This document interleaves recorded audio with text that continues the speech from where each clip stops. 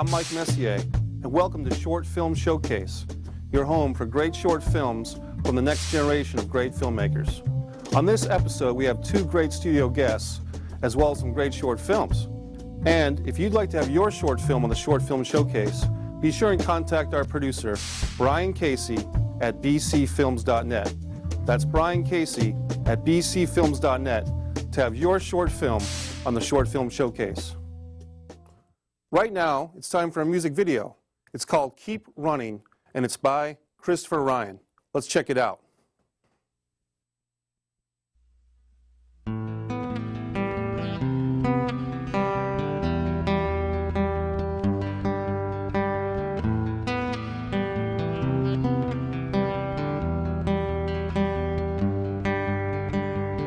Here's your number, you're in the race, losing time that you can't replace.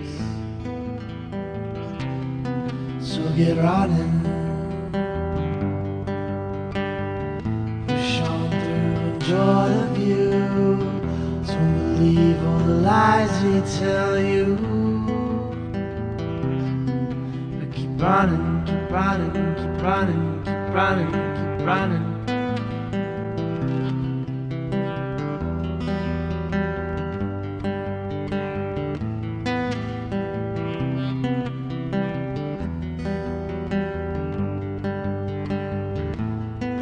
Someday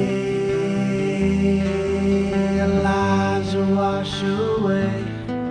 Someday till then be well, my friend, and move on. Stay strong and keep running, and keep running, and keep running, and keep running. Doesn't matter what you're after, it's time to win, 'cause it's much faster. Doesn't matter what you're after, it's time to win, 'cause it's much faster. So get running,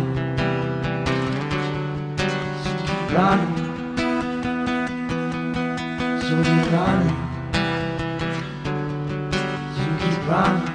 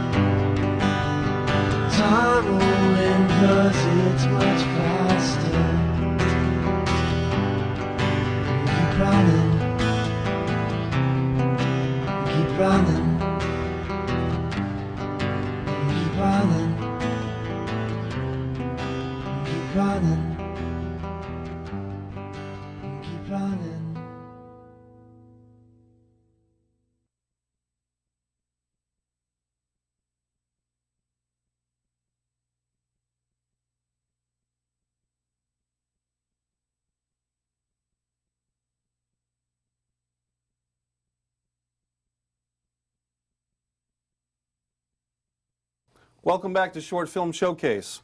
That was Keep Running by Christopher Ryan. Right now we have a special guest in studio, Kevin Killavey. Yep. Did I say that right? You got it right. Okay, thank you. There we go. Kevin, you're of Irish descent? I am very Irish, if you can't tell by my beard. It's very red. And you have been doing a lot in the local film scene for the last couple of years. Yeah, I've been very lucky over the past couple of years. I ended up meeting Daniel Lee White by auditioning for his improv group, and he mentioned an audition for a film that he was directing, which ended up being The Cost of the Living, a Zom rom-com, which is now on YouTube, and it was screened all over the world, and is screening in Israel in a month or two, which is pretty awesome. And I got the starring role in that. Nice. And from there I met Richard Griffin, who's done movies like None of That, and Atomic Brain Invasion, and luckily for me, The Disco Exorcist, which I got to be a part of as well, and Murder University, which I got to be a part of as well. And he also has worked with Jennifer Scharf on a couple of short films, which I was very, very lucky that I got to star in one called Unchained. So I've been keeping pretty busy. Super active.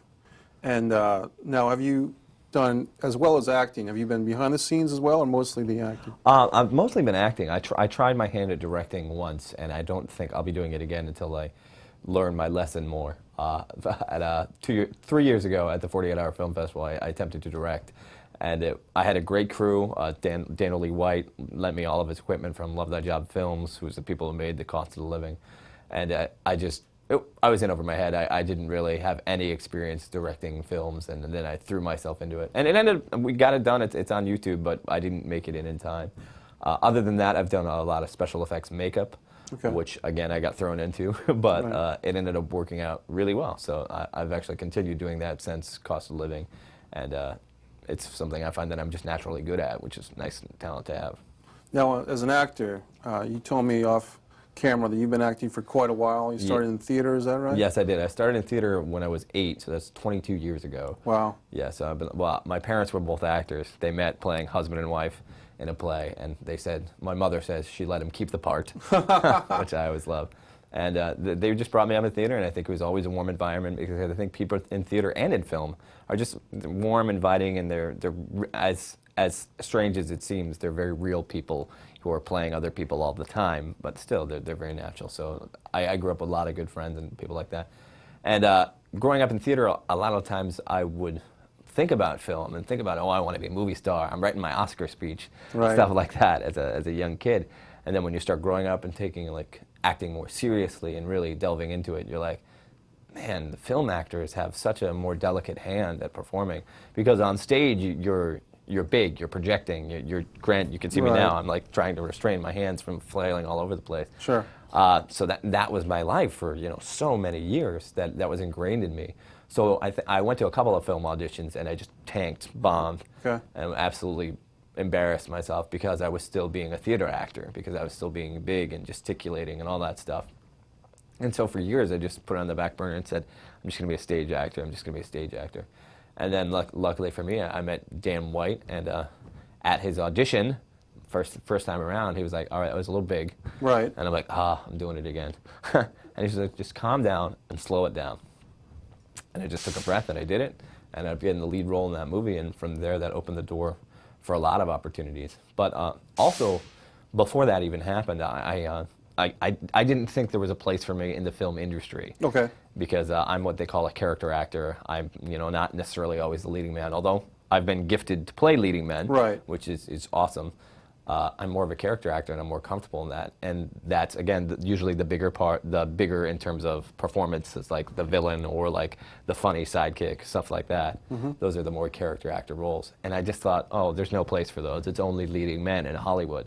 And then you look at people like a Gary Oldman, or even Al Pacino, or Danny DeVito, or anybody like that who make their living doing this, and they do it so well. So it wasn't until I started really getting into like Gary Oldman movies, like I watched Dracula, watched him in the Harry Potter movies because I'm a nerd, and saw like this guy can do 1,000 different things, and he's also doing live theater and also doing film, and I'm like, guys like that, that's what I want to be. So, and he started later. And again, there's Michael Emerson, who's was on Lost and was in Saw and was on Person of Interest now.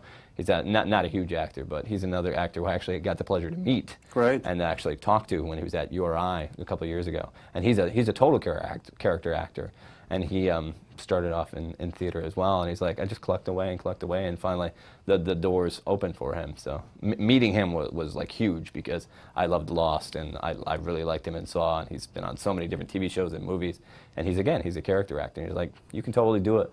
And the thing about being a character actor is you don't have to get it done by the time you're 25. Right. By the time your looks are still there, because you have the potential to be there for so much longer. So now that I've just gotten my foot in the door with the independent film scene, and just starting to branch out at I'm going to be 30 this year, I think that's perfectly fine. And I'm just so excited and so blessed to have met people like Daniel Lee White and Richard Griffin and Jennifer Sharp, who have really opened the door for me. It's a community of people that have been very supportive of you. Absolutely. And I'm sure you returned the favor with your performances. I try. I definitely try. That's good. And the actor you met at URI, Michael Emerson. Yeah, Michael Emerson. He gave you, face to face, he gave you some inspiring words. Yeah, he did. He was doing a Q&A session at URI, and I actually got to ask him about, how do you make it from a theater actor to a film actor? And he's like, it's not as hard as you thought. When you get in the higher echelon of theater, you'll start meeting people who are crossovers. Okay. And once you make those connections there, you can easily cross over. And he also told me that what I just said, that the age doesn't matter if you're a character actor. Right. If your performances can stand out, it doesn't matter. So he just said, just keep auditioning. Always keep auditioning. Never do what I did, which is, for years I was like, I'm too afraid to audition for films. Right. You just can't do that, and you can't let it get to you when you don't get the part, because there will be that day that you do, and that happened to me. So just keep plugging away. Exactly. Chipping away that. Yeah, that because mountain. he didn't even get really started until his true New York City / Hollywood career, until he was in his 40s. Wow. So. Do you have other inspirations? I have. Well, like I mentioned, Gary Oldman, who's for years I was watching movies of his that I didn't know he was in, because he looks so different in every movie that he does. And Al Pacino, although has many times played a leading man, he's definitely a character actor. Sure. Because it always seems like he's playing Al Pacino in some ways. But he also gives he also gives true dramatic depth to a lot of his performances. Like I watched the movie And Justice for All, one of his earlier movies, which I thought was so good. He was much younger, and the fire and passion he had. And I was lucky enough to get to play one of the roles he made famous. He was in Angels in America, which was on HBO. I got to play Roy Cohn, which is the role he made famous. So I got to study him and really learn from him. And then after that, I just started going back and watching everything he ever did.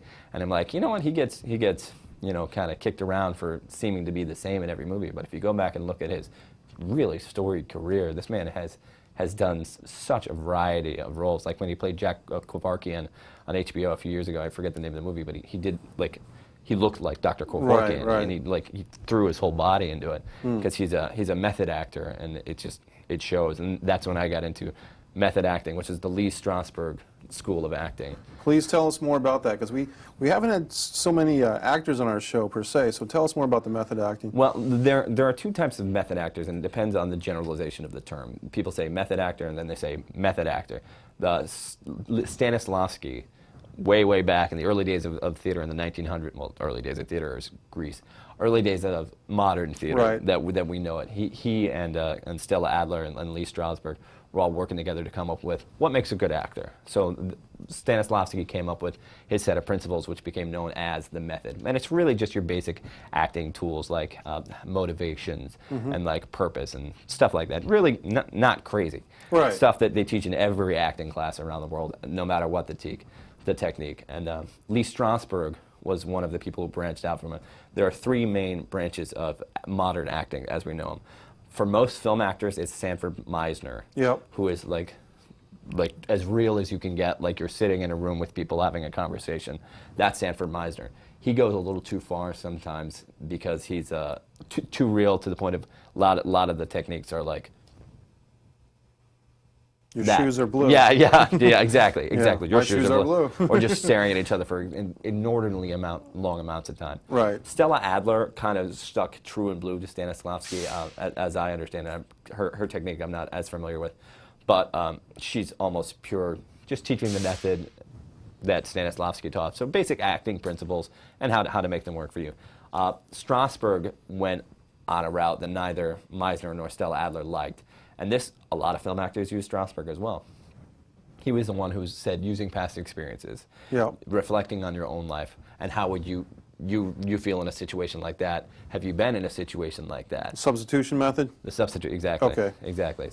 So people take that to mean, and many of his students, there's a classic example of Dustin Hoffman, who like was working on a film with Marlon Brando, starving himself to like really do the role. No idea what the role is, because this is just a story that's in the ether. Right. And he's like, comes to set like, you know, worn out, eyes watering, and looked like death. Goes over to Marlon Brando. He's like, I'm getting into character. Marlon Brando looks at him and says, try acting. That's the extreme of method acting. That's not what most people do. I think Dustin Hoffman had a good heart. He's a great actor, but he went too far. Lee Strasberg just talks about making it real for you. Right. And if it's real for you, then it's real for the audience. I love this. I love talking acting with you, Kevin, because you know the deal here. Yeah, well, I studied acting for a long time, and there was a point in my life where I said, you know, my education was wonderful. I went to Rhode Island College, absolutely wonderful education, and they taught the basic principles of all these techniques. And I took it upon myself, because I worked at a bookstore at the time, right, to get every book I could on all these techniques and to like look into them. And Strasberg's techniques really spoke to me. Any Uta Hagen in the mix? Uta? Yeah, my teacher Jamie Taylor would be disappointed if I didn't mention Uta Hagen. Yeah, she's again very her and Michael Chekhov go a little bit into Michael Chekhov, not related to the playwright Anton Chekhov from way back in like the early. Don't want to mention the time period because I'm not sure what it is, but before the 1900s. Right. Michael Chekhov was kind of more like a modern dancer, and he used physicality to invoke emotion, and so like they would do like elaborate, like huge physical exercises and like jutting out and all that stuff to create the emotion, and then had that feeling inside you when you perform. Uta Hagen's similar, more vocal techniques and stuff like that. Her and, oh my God, I'm forgetting, oh my God, my teacher Nasayu is going to be so mad at me. Linklater are very similar in that they get the sounds out of you, get the feelings out of you through physical, that was gross, through physicality and stuff like that, exercises, right, movement techniques and stuff like that, to create the feeling within you. And once you've found the feeling, using it again in the true performance. So that's great. A great history of acting. I love it, Kevin. I mean, I was lucky enough to work with Barry Primus, who trained with Uta Hagen, and so I feel very happy about that, because Barry was a great guy, great acting teacher. Yeah, Uta is another one who's used in almost every college now, because her methods are tried and true and tested as working. Lee Strasberg, you know, the actor studio, that's Lee Strasberg. Yes. So the Stella Adler School, obviously Stella Adler. The Sanford Meisner Institute in LA, Sanford Meisner. But so when you see people on the actor studio was founded by Lee Strasberg. You mentioned Rhode Island College. A guy named Howard Fine went to Rhode Island College. He ended up in Los Angeles, has the Howard Fine Studio, one of the top 5 acting coaches in the contemporary times. So I didn't even know that. So yeah. I'm going to have to look him up and be like, hey, we went to the same college. He's got a book out, too. Well, we're running out of time. We could talk acting all day. Maybe we'll have you back on in a future episode. But sure. Give me 2 acting books that you would recommend to those out there that would like to get into acting. Okay, well, let's say, well, any of the Stanislavski systems, they're like, A is for acting, or like Stanislavski has a whole series of books, so anything is Stanislavski. Okay. And the Lee Strasberg's, the acting tapes, there's a whole book of his lessons that he taught, and basically it's just the lessons he taught to his class recorded and written down, and like they're some of the best techniques. And one of the examples in the book is he was very close with James Dean. Okay. And it's the day after James Dean died. Oh, wow. So there's pages and pages of him talking about how that makes him feel, and like how he's gonna use that going forward, and also reflecting on the life of James Dean. So that's Lee Strasberg's the tapes, or the classroom tapes, something like that. Right. Really, that's one of my favorite acting books too. This is terrific. I love talking acting with you, and good luck with everything you're doing. Thank you very much. It's been a great pleasure talking with you about acting. It's been a pleasure to be here. And filming. Okay, Thank you very much. Right now on the Short Film Showcase, we're going to take a look at some short films by Tim Labonte. And after Tim's short films, we're going to come back and meet Tim right here in the studio. You're watching the Short Film Showcase.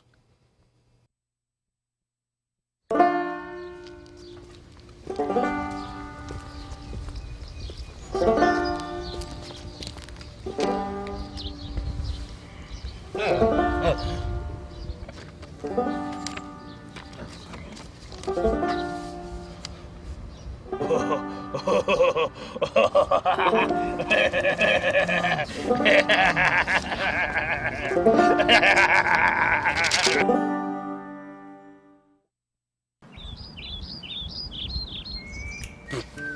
see this house?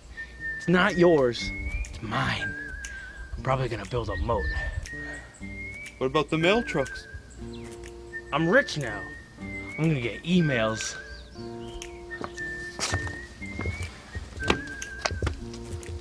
Welcome home, Master Philip. May I take your bags? Where's Ramiro? Oh, your dad must have died, didn't he? Looks like you joined the family biz, huh? Yes, well, I'm Vincenzo. Great, here you go. May I take your bag?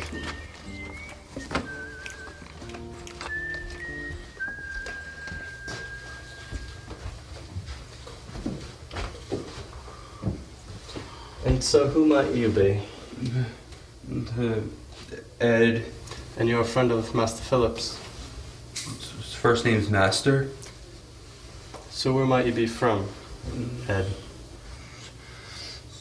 South. Dakota? Carolina? Well, like I said, I'm Vincenzo, if you need anything. Never heard that before. Can't say that. I'll call you Joe.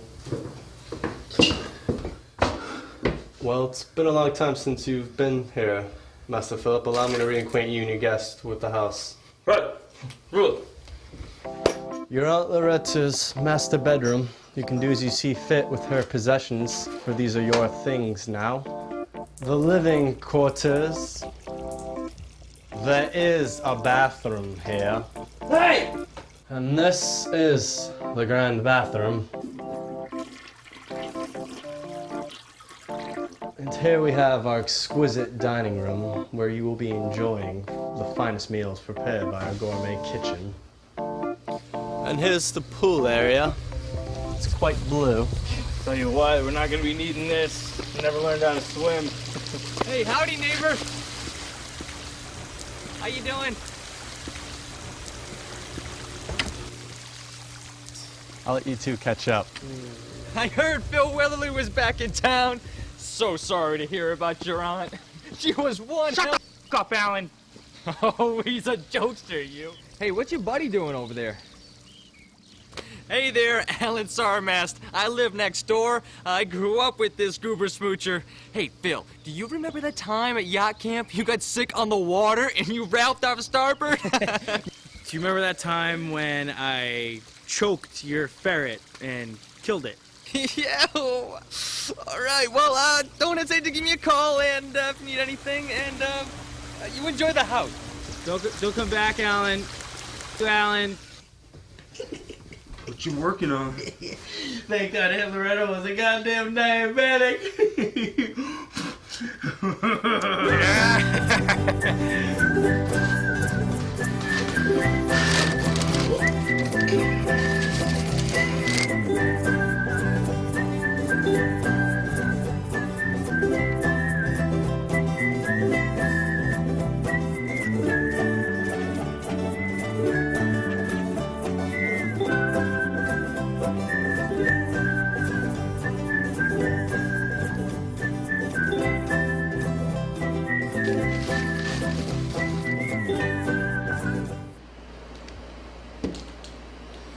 So what next? Let's have a party!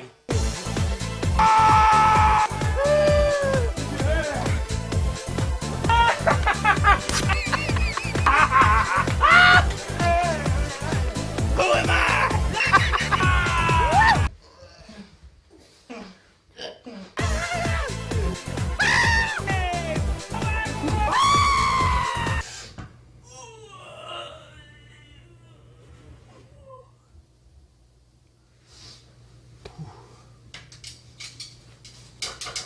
I think Joe's dead. Yep, it most certainly is. I stabbed him in his neck with a needle full of fine china. Let's bury him! We should call the police. He was a good man. And have him take all my drugs? F*** you!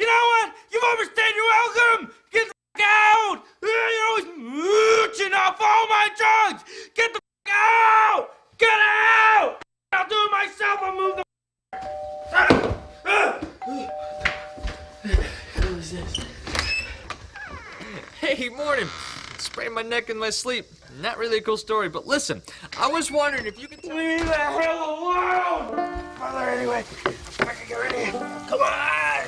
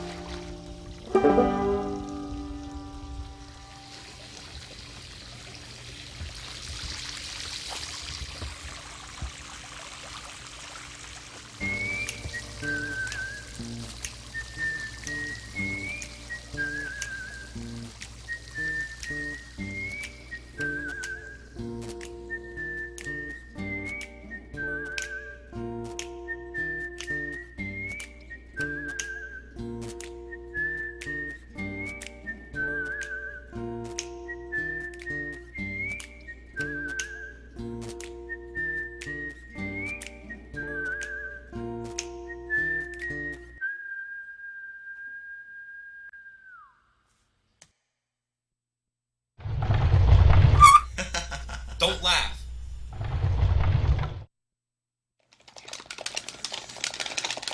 Go. No. No. Yes. Jump! Damn it! Hate this game. Let's do something else. What do you want to do? I don't know. Let's use our imagination. What? Imagination. Magic's what it's all about.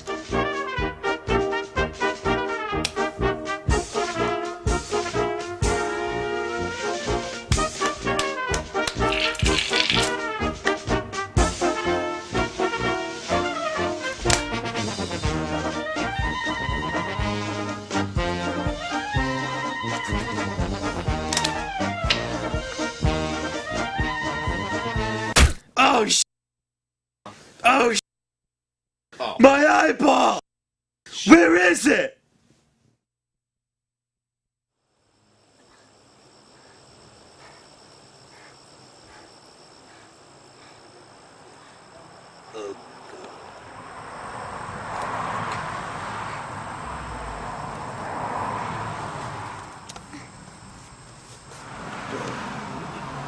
Hey, mister.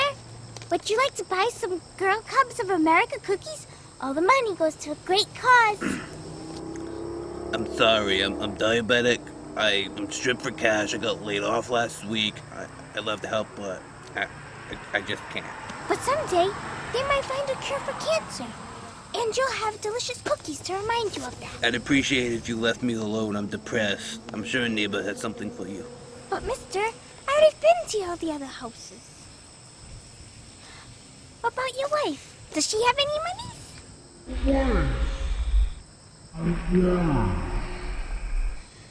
My wife's dead. She died of cancer last month. But if you buy a box of cookies, they might be able to find a cure Cure for death? Huh? Do you think so? Well, you gonna go cry now? I live in the real world. I have real problems. Look at me. I'm a mess. I don't have time for this. But mister, wait!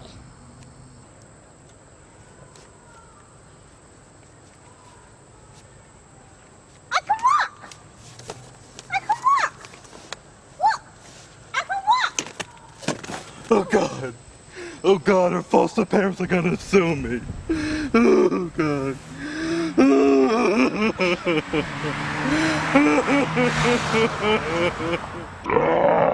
Holy dick!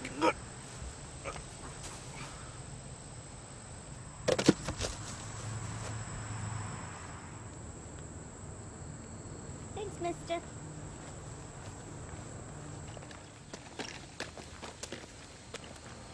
Girl Cubs of America.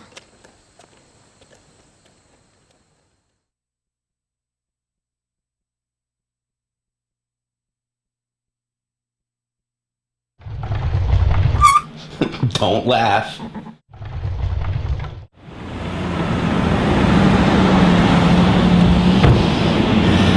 What a great day not to have AIDS.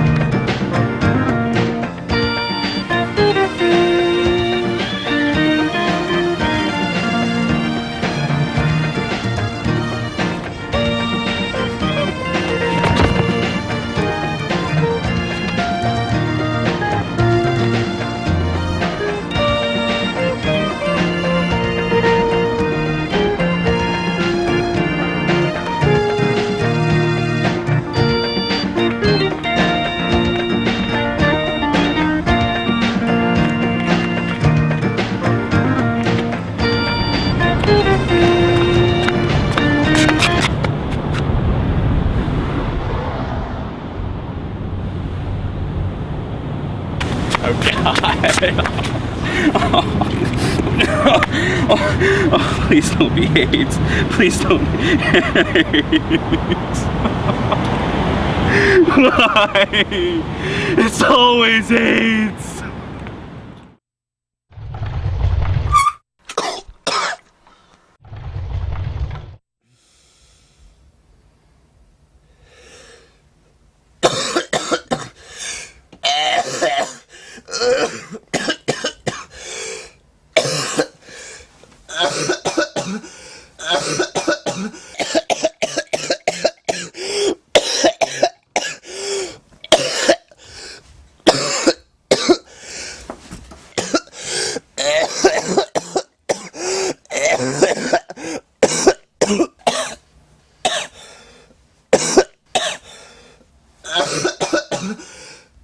Get out of my bed!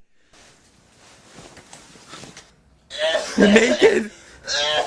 You're naked! Naked!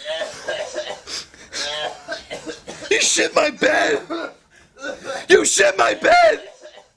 Who are you? I am so full. You always order so much. No. Chinese food's from China? Oh, hey. Still got our fortune cookies. Yeah, grab the one closest to you. That's how it works. Yep, that's the rules.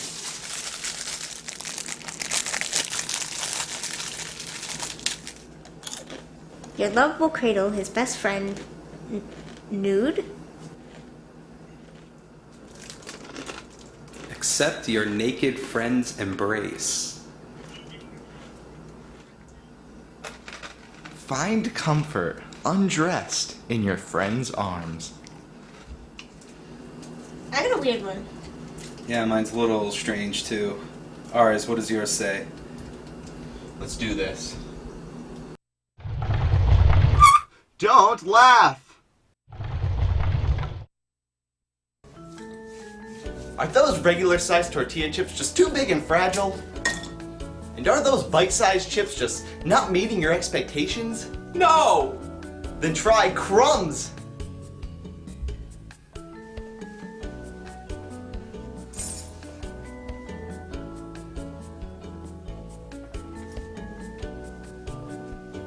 Wow! What is it? It's the latest craze to come to your local supermarket. We've done careful studies to bring you the most convenient and hassle-free ultimate Mexican experience ever! How do you spell crumbs? We created the top-of-the-line machinery to produce for you the most tiny, the most tasty tortilla chip. You open a box. Then what? Pour it into your favorite bowl of salsa. Then you stir it with a big spoon. It smells like paint!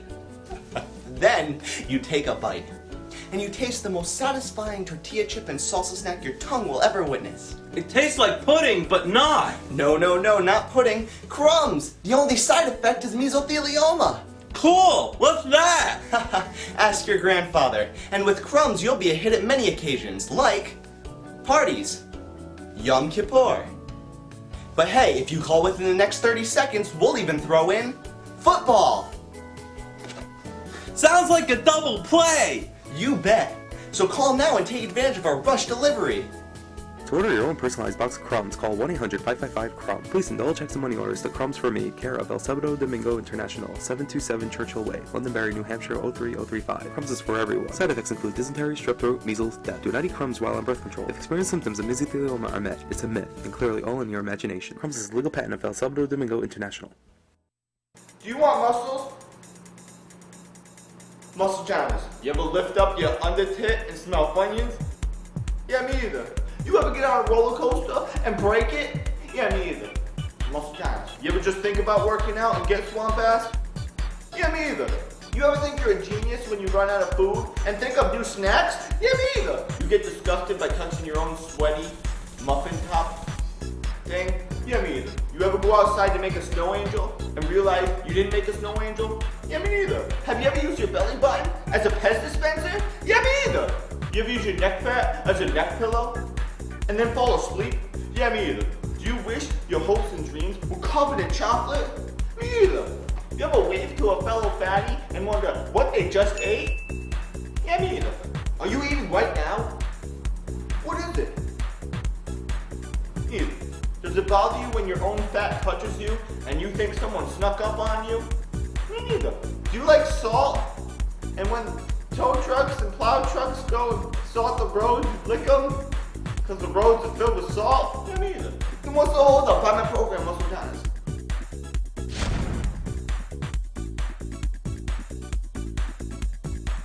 Where's your penis? Yeah, me either. Muscle Johnny.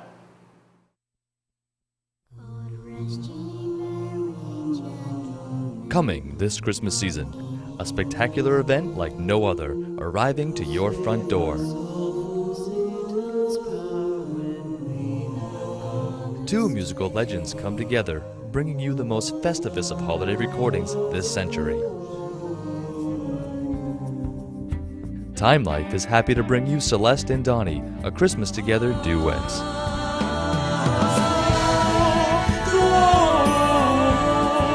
You will witness the ultimate joy of the season with Christmas classics like It's the Most Wonderful Time of the Year. It's the most wonderful time of the year. There'll be roses mistletoeing and hearts will be glowing when loved ones are here. It's the most wonderful time of the year. My Grown-Up Christmas List. Would have a friend, and right would always win, and love would never end. This is my grown-up Christmas list. Feliz Navidad. Feliz Navidad. Feliz Navidad. Feliz Navidad. Prospero.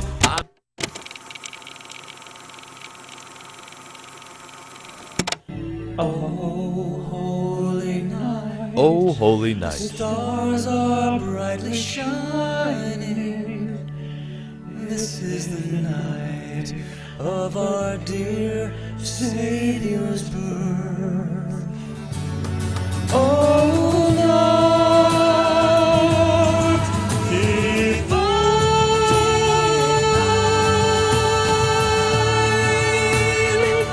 Oh, night divine. And if you order now, we will include the Donnie and Marie 1978 Christmas show with holiday cheer like Let's have an old-fashioned Christmas.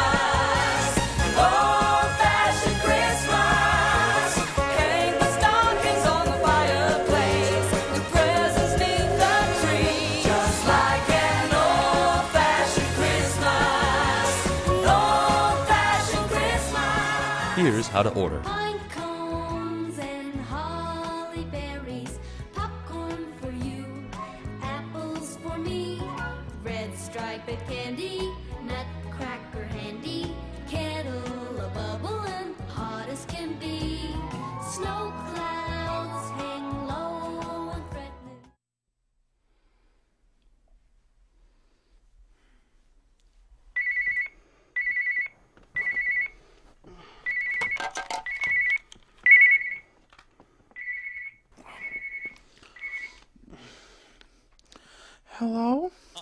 Celeste there? Donnie! Welcome back to Short Film Showcase. You just saw some great comedic shorts by Tim Labonte. And guess what? Tim Labonte is here in studio. Hey. Hi, Tim. How you doing? Good. Now, you and I are very familiar with each other. We've worked together on a lot of things. We are for like 8 years or so. 8 years, yeah. We started with Orlandis and his Puppets Without Strings. And to make a long story short, we just finished a feature called Blood Sugar Sedace. Yep. You were the DP editor, co-producer. I was the writer-director, and you were co-producer, so we had a lot of fun. Yeah. Well, let's talk about what we just saw, the short films that you've been doing yourself and with some other partners. Who worked on those short films with you? Okay, Goober Smoocher was made for the 48-Hour Film Project with my friends Jesse Dufo, Jeff Bielat, and Rich Coville. Yeah, Rich Coville. And yeah, we just, that was 2011. We just got together for the 48-Hour Film Project, and that's what resulted of it. Goober Smoocher was the first one we saw with the wild party scene. And Yeah, what happens is this down on his luck guy who kind of like loses like his money and everything due to like bad habits and everything, ends up inheriting his family's money or what have you, and ends up messing up again. Right. So, yeah. We saw in some of these films, Think Positive, Girl Scout, Magic. I mean, you guys, your team with Ari Rosenberg, I believe, Yep, Ari, is one of your film partners. You guys just go for the throat in comedy, just having a lot of fun. And Yeah, when the kind of comedy shorts started getting big on YouTube, him and I met each other in college at Rhode Island College, and we're just like, you know what, we have the same humor, we got along very well, we had the same style, so let's just start a comedy duo, and kind of like a trio, because his girlfriend Alyssa, who you see in the videos, is a good sport, very supportive, and she was just right there with us, acting and writing and having fun, and so we all started Don't Laugh, and if you want to see even more shorts, it's donotlaugh.com. donotlaugh.com, great. So some of these shorts, they really get belly laughs from people, and they just really... It's all mixed reaction. You know, you get some are offended, some either don't think it's funny, some people think it's funny. Like even ones that we've done where we're like, you know what, I don't think this one's that great, ends up being the last person I would ever think is their favorite one. So it's just all what people find funny. It's all very it is. subjective. Yeah. And some of your comedic influences, knowing you pretty well, you like the Tim and Eric. I love Tim and Eric. Yeah. A lot of Adult Swim humor, just very random, very quick and to the point, and that kind of falls with the YouTube generation, where if you don't have someone's attention within the first 5 seconds, they're going to turn it off. Right. So that way with comedy shorts, you just get quick and to the point, and people will finish it. Bigger, faster, more type of thing. Right. And I know one of your other great film influences is Wes Anderson. You're a big fan of his, right? You really like his stuff too. Yeah. In high school, when the Royal Tenenbaums came out, I saw that movie, and at first I was kind of like, well, this isn't a comedy, this is a drama. And then the more I watched it, I ended up understanding the humor. And then that's when I went back and I watched Rushmore and Bottle Rocket, his earlier movies, and I was just really liking that style. So when I do more elaborate productions, he's a big influence on how I frame and like how I block actors and everything. So as a DP/editor, you are known for your ability to foresee how you're going to edit in the editing process, and you kind of do yourself some favors by capturing what you need as an editor. I'm speaking because I know you pretty well, but talk a little bit about that, how you work with yourself as a DP editor. Well, what's great when you shoot films, and if you're editing the same thing, you're able to put everything in your head. So when you're starting to plan out a scene, you can kind of figure out in your head how it's going to look. Right. So a lot of DP editors pretty much know what the film's going to look like already before they even start editing it. So so it's always been great being able to have that gift and being able to execute that in film. Do you prefer editing when you've shot the film yourself? Is that a preference? Sometimes I I'm one of those typical artists that hate their work. Well, don't hate it, but just super critical. Yeah, if I don't have, like, I love being creative, I love getting it out there, and I love people watching my stuff. But then at the same time, you have that whole, I don't want to watch my stuff. Right. You know, I'd rather just have someone watch it and then tell me what they think after. Yeah. But I think I lost the question. Oh, What was that? I was just asking the difference, maybe not a preference, but a difference between shooting something yourself and then editing versus rather being the editor but not yeah. having shot it. What happens is when you get stuff that's already been shot and you have to edit it, it can go either way. It can either go, you know, this is all I can do with it, and thank goodness I'm not, my name isn't on who shot it. Right. But then when you're shooting something you edited, you end up going, oh, why didn't I get that? Why didn't I do a safety? Why didn't? So it goes either way. Yeah. I think in the end, I would rather edit what I've shot. Okay. Because I'm very careful and I get a lot of coverage. Even with experience, I do as many like takes and as many different angles as I can. Oh, I've been on set with you. You won't let the things rush. You will get what you need, which is great. If you were to, this is sometimes we ask these fun questions. If you were to make a film, and you could have any 3 or 4 actors in the film that you can think of, like your dream cast, who would you think you would throw in the mix? I don't know. I've never thought about that. Yeah. Charles Nelson Riley. I love Charles. Yeah, rest in peace. I love him. He would be a lot of fun to work with. Yeah. Yeah. For some reason, I just love Charles Nelson Riley. Watching the match game, he's just hilarious. Yeah, sure. A dream cast. Like I can talk about my favorite actors. Yeah, but, go for it. Who are some of your favorites? Even now, I'm drawing a blank. I always talk about it once in a while when I think of them. I love Kevin Spacey. Pretty much anything I see him and I end up enjoying. Yeah. Tom Hanks, I love. He can make anything good, in my opinion. Yeah. But these are just all like things I can think of now. There are all these little actors and actresses that I always admire whenever I see them. But that movie we saw with Charlize Theron and the actor that played opposite her. Patton Oswalt. Patton Oswalt, he's a big and Young favorite. Adult. I love Patton Oswalt. I think he's an amazing comedic writer, comedian, actor. I love him. You kind of have a flair for that kind of edgy comedy. Yeah. Because not a lot of people do the shock. You know, a lot of people like to do that safe, cliche comedy where I really enjoy that whole, like, I like feeling wrong. Okay. When, like, because I know I'm not, like, for certain topics, I know I'm not, like, racist. I know I'm not violent or laugh at disease or anything. But there's something where you can't always engulf yourself in, like, being angry at it or... Right. I don't know. It sounds awful saying that, but but it's just there's this genre of comedy where that's how people get through it. You want to go to the depths of the psyche and see what's out there. Yeah. Because the human condition is even with religion. Like you've seen, I've done Christmas shorts and Easter shorts where I just go at it. It's like I'm not angry at anyone. It's just shock value. Yeah. Now, do you ever get a response from folks that are kind of like, Tim, you know, because you're such a nice guy, but Tim, what were you thinking on this? What were you? I always get that, and I don't really think when I write. I just think. What am I going to laugh at? What do I think is funny? If I was forced to sit in front of a screen and watch something, what would I laugh at and enjoy? Well, in contrast, you do have a soft spot for things like, was it Bluth? Was the animation? Don Bluth. Don yeah. Bluth, and some of those Christmas holiday specials that you enjoy. Yeah, I'm a big animation fanatic. And my favorite animator is Don Bluth. He did like Secret of Nim, An American Tale, Land Before Time. So I love him.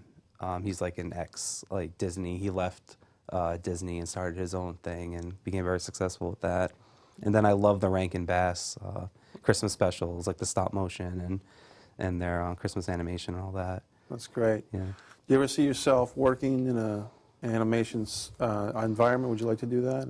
I don't know, maybe editing animation, but my drawing skills are stick figures. Right. Like I even have a comic called Slam Pig. Oh yeah. That that's like that raunchy kind of Yep. shock comic, but they're stick figures, you know. So Right. I write those with my friend Scott Trainer, and then I draw them. And If someone were to go to Rhode Island College and dig through the anchors of their school newspaper, the anchor, they would find your history of Slam Pig. And yeah. they Well, would- it was fun because sometimes you'd walk through the dorms and people would cut out because they were just one single panel, Right. and people would hang them up. You That's know, pretty cool. So.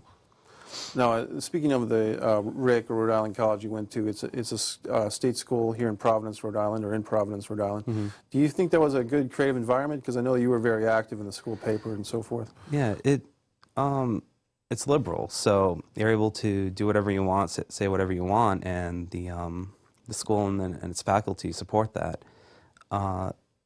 So yeah, it was very nice being able to have that creative freedom, especially in the newspaper, which I became an editor for.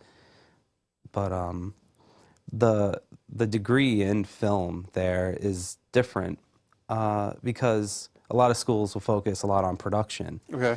But at Rick, it's my degree is film studies, so I wrote more papers than I did make films there. So it became a thing where, yeah, you learn how to light something, but why are you lighting it that way? Right. And so it digs down into that, so which helps every single day when I make a film, because I'm framing things, I'm putting things in a shot, I'm having actors say things a certain way, like for a reason to help with the story, not just because I know how to. Right. So that's how I try to get my own vision, my own look Kind to of it, like poetry. rather than just being it kind of like slapped together. Right, like the poetry behind the work Right. type of deal. And we've been kind of modest. You won some nice awards for a documentary about Haiti. Let's talk about that a little bit. Yep. You introduced me to the director, Jonas Nocil, who's Haitian, and he wanted to make a movie about Haiti awareness. Right. So you recommended me to edit it, and I ended up falling in love with the project, where I helped him fix up the documentary. I was working in news at the time, so it was easy to like be able to like figure things out and how the documentary should read. And we did this before the earthquake. Right. So when the earthquake hit, our documentary that we'd worked on for over a year is now dated. Right. So we were able to incorporate the earthquake into it. And because Haiti was such a hot topic at the time, I went to the general manager at ABC6 where I worked, and he was like, yeah, let's air it. So because of that, we were eligible for the Associated Press and the Emmy, and we got an Emmy nomination for it, and we won an Associated Press award for it. These were regional awards, but still associated. Yeah, right, yeah. It's still, it's a pretty big deal. Still awesome, yeah. Yeah, you feel good about that. And you were able to take the subject matter of Haiti, which I'm assuming you had never been there, and it was just a new thing for you, and kind of tell this story and help Jonas, the director, see this vision come to life. Yeah, all I knew is that Haiti was a poverty-stricken country. I didn't know the depths of it, and the more I learned through Jonas and through this footage, like just the more I fell in love with it, and how I even wanted to get the message out there. And so after he left, pretty much the last editing session right before we did subtitles, my dad came upstairs saying there was just a huge earthquake in Haiti, and it was like, what? Like just knowing how much they keep trying to come back, they keep trying to come back, and they just keep getting knocked down, and the earthquake was the ultimate. So just watching the images, it was awful. So yeah. But you guys made a great film about it. Unfortunately, we're out of time here, but just to Oh wrap no, we up, didn't get to talk about Donnie and Celeste. people, so I'm sure your mom's a big Donny My mom's Osmond a big Donny Osmond fan, so I wanted to make her a Christmas card this year, making fun of her obsession with Donny Osmond and using all her collection for it. So that's what that Christmas short is. Yeah. Nice. Well, my good buddy Tim Labonte has been here. Tim, thank you very much. No problem. Thank you very much for having me here. Thank you. This is Mike Messier. You have been watching Short Film Showcase, your showcase of short films that are going to show and showcase the next generation of great filmmakers. I want to thank our guests this week and also our producer, Bryan Casey. Remember, if you have a short film you'd like to showcase right here on the Short Film Showcase, please contact Bryan Casey at bcfilms.net. That's bcfilms.net. And we have a special little word for all you would-be filmmakers out there. If you're thinking about making your short film and you're thinking about the money or the actors or the locations, remember this. If you can dream it, shoot it. I'm Mike Messier for Short Film Showcase.